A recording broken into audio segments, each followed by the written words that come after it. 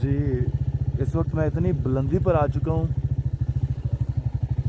कि बर्फ़ वाले पहाड़ भी मेरे से नीचे हैं इस वक्त। तो ये देखें पहाड़ों के ऊपर बर्फ़, ये जो आपको सफ़ेदी नज़र आएगी पहाड़ों के ऊपर बर्फ़ है। और ये सूरज भी सामने पड़ रहा है, तो ये सामने बर्फ़।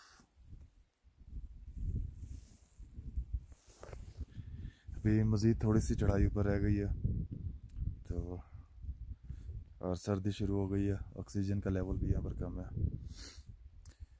और रास्ते में न पीछे कोई है, सुनसान सड़क, और ये आगे सड़क जा रही है, ये भी खाली है।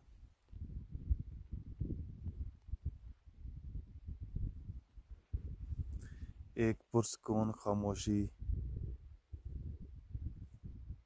अच्छा माहौल है। मिलते हैं नेक्स्ट स्टॉप पर।